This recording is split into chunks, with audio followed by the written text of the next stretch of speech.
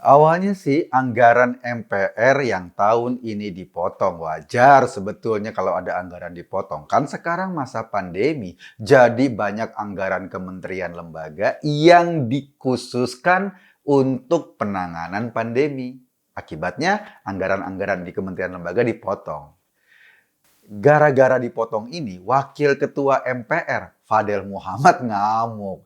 Dia lalu meminta Menteri Keuangan Sri Mulyani untuk dicopot. Bahkan dalam ancamannya sebagai Wakil Ketua MPR, dia bermaksud menekan Jokowi dengan mengatakan MPR bisa membuat sidang istimewa. Maksudnya untuk melengsarkan presiden. Sidang istimewa. Sidang isbat untuk menentukan awal Ramadan aja masih belum waktunya. Masa udah mau sidang istimewa? Lucu nih Bang Fadel. Lagi pula, sidang kok kayak martabak telur, ada istimewanya segala, pakai telur 3 sama acar. Tapi gini deh, dengan membawa-bawa istilah sidang istimewa, Fadel sepertinya sedang memamerkan posisinya sebagai anggota MPR. Dengan posisi itu, ia hendak menekan seorang Menteri Keuangan Sri Mulyani. Fadel terpilih sebagai Wakil Ketua MPR mewakili Dewan Perwakilan Daerah. Masalahnya, berapa sih anggaran MPR yang dipangkas sampai Fadel mau ngancam Bu Sri Mulyani? Gini, pagu anggaran MPR tahun 2021 itu sekitar 777 miliar sekian. Jumlah ini sebetulnya naik loh dibanding tahun 2020, waktu itu sekitar 720 miliar. Tapi emang jika dibandingkan tahun 2018 atau tahun 2019 ya agak kurang lah. Pada tahun 2019 misalnya, realisasi anggaran MPR itu sekitar 887 miliar. Kalau anggaran MPR dipotong sedikit, maklum dong, kan buat rakyat anggarannya, buat mengantisipasi kondisi pandemi pada saat ini. Jika dibandingkan dengan tahun 2019, dipotongnya itu ya kira-kira 110 miliar doang deh.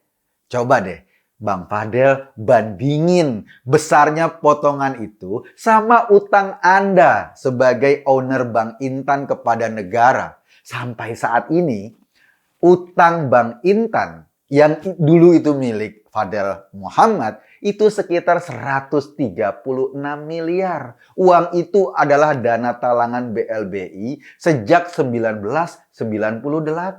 Dan sampai sekarang belum dibayar. Mungkin niat bayar juga enggak.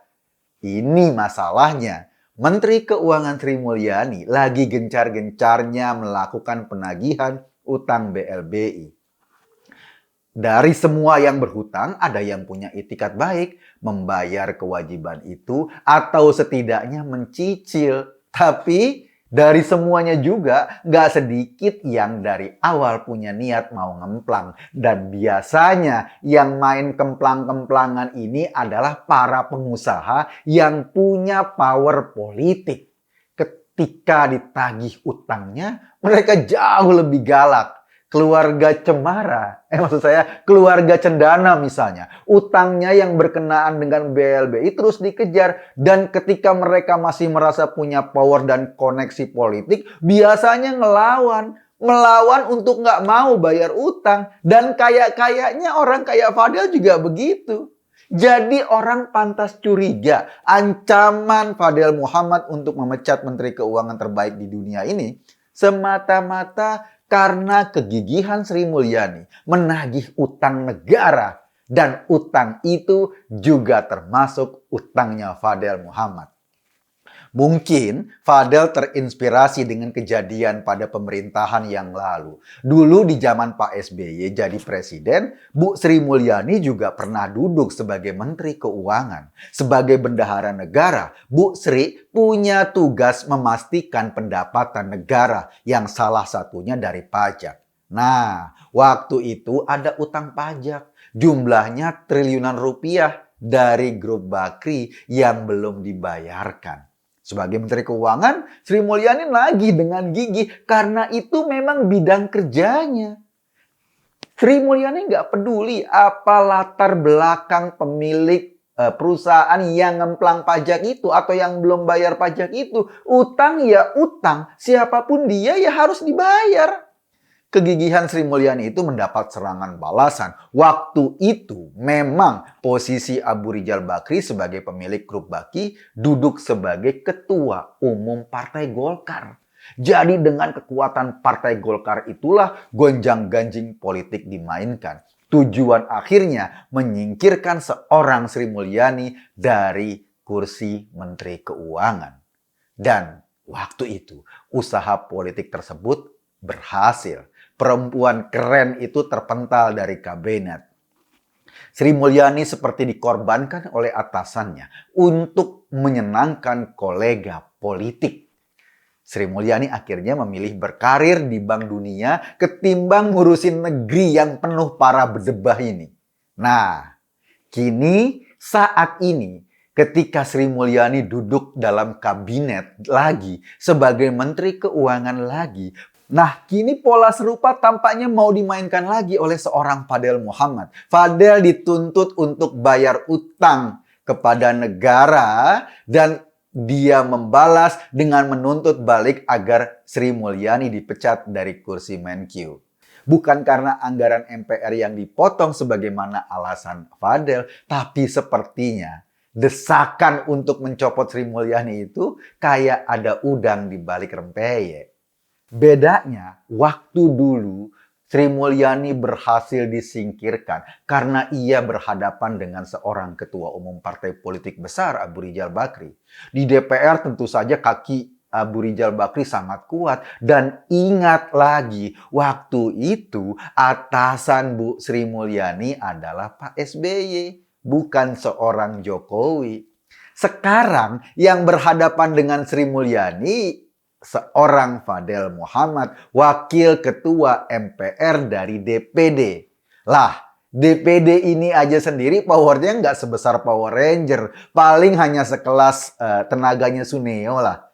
Wong di parlemen saja, wewenang DPD ini cuma secuil. Baru asal ada doang. Untuk membahas undang-undang, DPD nggak punya hak ikut secara penuh. Mereka nggak bisa memutuskan untuk menyetujui sebuah rancangan undang-undang menjadi undang-undang. Dengan kekuatan yang cuma secuil itu, sekarang mau ngancem-ngancem untuk memecat seorang menteri. Apalagi dibumbui dengan sidang istimewa segala. Ini lebih lucu. Ancaman sidang istimewa dari seorang yang sama sekali tidak istimewa dengan latar belakang kasus yang boro-boro istimewa. Iya, kasusnya yang tampak di permukaan hanya sekedar anggaran MPR yang dipotong. Kalau memang cuma itu, ngambeknya Fadel kali ini kayak anak kecil yang nggak dikasih jajan sama emaknya, lalu ngancem akan pipis dari atas lemari. Itu yang kayaknya bisa ditangkap oleh kita. Jadi gini Pak Fadel, lebih baik Anda fokus saja menyelesaikan utang Anda kepada negara. Utang Anda yang menggunakan dana rakyat Indonesia, dana BLBI yang pernah Anda nikmati itu adalah duit saya, duit semua rakyat Indonesia. Sekarang rakyat lagi butuh banyak biaya untuk menghadapi kondisi pandemi dan segala dampaknya.